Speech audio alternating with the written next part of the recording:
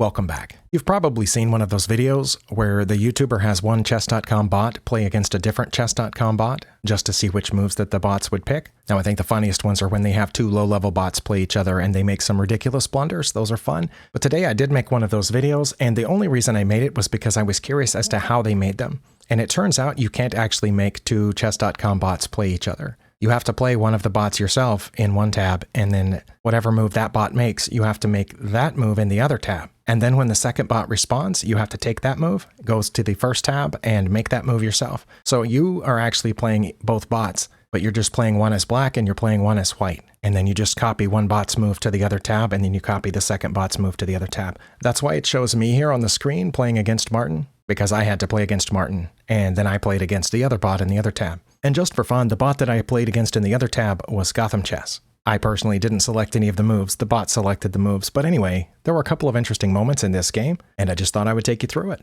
We all know Martin is pretty easy to beat if you just play solidly and wait for his blunders and then capitalize on them. And Martin will continue to make mistakes if you don't catch the first few.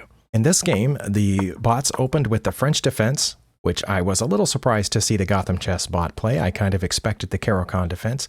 But then Martin played f3, which is a little bit of an inaccuracy. Here, Stockfish actually just recommends taking this e-pawn, but the GothamChess bot played knight to c6, which is also fine. Martin played his best move. Here, the Gotham bot did take, which was the best move. Martin's best move here actually would have been to get this bishop out to b5, but it's among his best moves to take back there on e4, which the bot did. And here I actually guessed the correct move. I thought it would be best to take this pawn with the queen since it's protected by this knight. And Stockfish says that's the case, but the GothamChess bot took with the knight instead, leaving the game very close to even. And here Martin didn't play any of his top moves. He just pushed this pawn forward.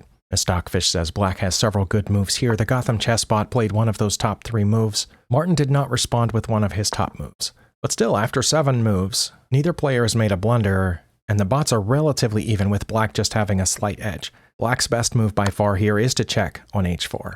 I know the game review counted it as inaccurate, but if you back up, it's very clear. Stockfish says queen to h4 check is the best move. So this was not inaccurate. It was, in fact, the best move. Martin should have blocked with the g3 pawn, but instead played the second best move, which was blocking with the knight. And now Black is up -1 point something. Here, Stockfish says Black's best move is knight to e7, with knight to f5 being the second best move. I assume knight to f5 is to put pressure on the pinned piece, so that's what I would have expected the Gotham bot to do, since he's always saying that in his videos.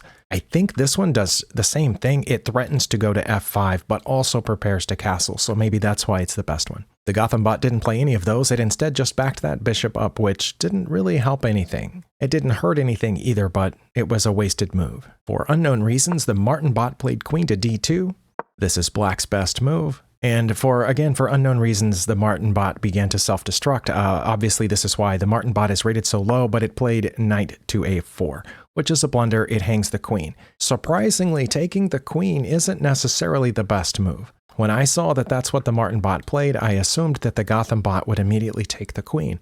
But when I switched to that tab to play knight to a4, of course the Gotham bot has access to Stockfish, or at least some chess computer, and it knew that taking on c2 with check was just as good. So yes, I was surprised by this, but then I realized it doesn't actually hurt anything because the queen can't take. The queen is pinned. The queen's going to get lost anyway, but this way you also go up the exchange. So that was the most interesting move in this game to me, because I wouldn't have spotted that in a game. Backing up, I think if I were playing with the black pieces and I saw this knight move, I would like to think that I would see this, and if I saw that, I'm almost certain that I would take it. In fact, I've been known to capture the queen when I had a different move that was a mating sequence. And in fact, at my level, sometimes it's easier to win if you trade off a minor piece for a queen, instead of trying to do a complex mating sequence that you might mess up. At least that's been my strategy very often. So yeah, I definitely would have taken the queen, and I don't know that I would have tried this unless it was a long enough game that I had time to think about it.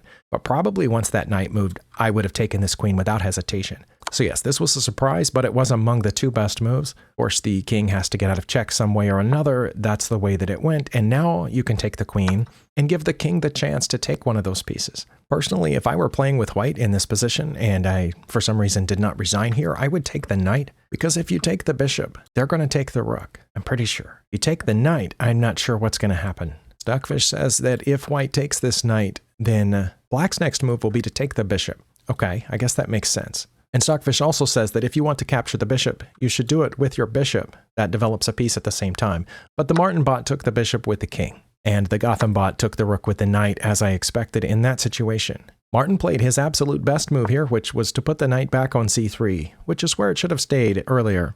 Now, with the lead this big, black can make almost any move they want. Stockfish suggests castling. It suggests checking on d4. That's the move that I think I would have played in this situation, is because once you're up, you can start checking. And once you check here, the king can't go that way because my knight's still guarding that square. And of course, if the king moved off to the other side, then I can get the knight out safely. So that's probably why I would have checked there. The Gotham bot played what would have been its best move several turns ago, which is to get this knight to f5. Of course, now that knight's not pinned, like it was earlier with when the king was on its home square. But it's not necessarily the best move to take that, although it wouldn't hurt. The Martin bot, however, gave up its other knight, which can just be taken. It is the best move to take it, so that's what the Gotham bot did. And now Martin should definitely take this knight, which is just free, because this pawn here on e6 was protecting both of those squares, but now it's gone over there, so nothing is protecting the knight on f5. But Martin, instead of taking the free knight, just saved his knight. This is one of black's best moves. I'm not sure why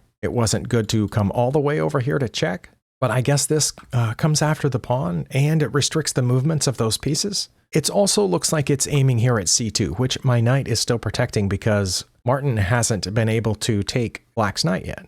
Of course, there aren't any good moves for the Martin bot at this point. The computer's suggesting g4, b3, e6 even, but instead the Martin bot went out here. Now, when I saw that, I thought for sure that this queen was going to check here. And it does look like that's the best move. According to Stockfish, that would be mate in 3 if black played queen to c2 check. But here, the GothamChess bot played what it counted as a miss in the game review. This move is not listed in those top 3. It is b6. Of course, black still has a huge advantage here. There's almost nothing white can do. Well, and now that Stockfish has thought about it, there's a mating sequence here now too. Martin, of course, did not play any of those top moves at this point, and I don't know that I would have found any of those top moves at this point either. Martin put his bishop on f4, perhaps protecting this pawn. It did look like that pawn was in danger, so I guess good job for Martin for putting the bishop out there to protect that pawn. However, now the Gotham bot played queen to c2 check. There's only one legal move, and I didn't realize this when I was making the move for each of the bots going back and forth between the tabs. I thought there were choices, but I realize now that there's not. The black knight is guarding the d4 square, and of course the queen is guarding the entire c file, as well as these two squares. So the king had to go to b4. There was only one legal move. I think if I were playing with the black pieces here, I would have played queen to c4 check, because it looks like the most forcing to me. It's protected, of course, by this pawn, and guards all these squares and that one, and my pawn's covering this one, so the white king would only have one legal move left, and then bringing the knight out would be checkmate. But the Gotham bot took the pawn, which also is fine. It also leaves the king only one legal move, but in this case it's here, and now the bishop that hasn't moved during the entire game gets to deliver checkmate on d7. So anyway, as I said, I just did this for fun to see how the YouTubers play one bot against another, and again, it turns out that you can't actually do it. You have to play each bot separately at the same time, maybe in 2 browser tabs or in an app and on the browser or something like that. I don't think you can play 2 at a time in the app. But you could use the app and the browser on your phone. You could use the app on your phone and the browser on your PC, or what I did, which is use 2 browser tabs on my PC. And I didn't save the other game. I just saved this one in my archives so I could show it here. I didn't want to save the other one because I know the GothamChess bot could beat me, but it would make it look like it beat me really badly and I made really dumb mistakes. So that's why I didn't save that version of it. As always, I appreciate you watching and spending your time here. Hopefully you got something out of this. I'll see you next time.